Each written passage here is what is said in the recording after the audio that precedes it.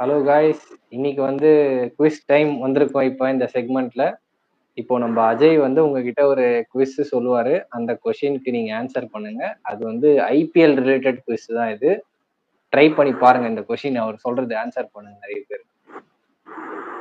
Hello guys, இன்னைக்கான quiz question என்னன்னா, ஒரே சீசன்ல யாரு அதிக சிக்ஸ் அடிச்ச ஒரே பிளேயர் யாரு ஒரே சீசன்ல?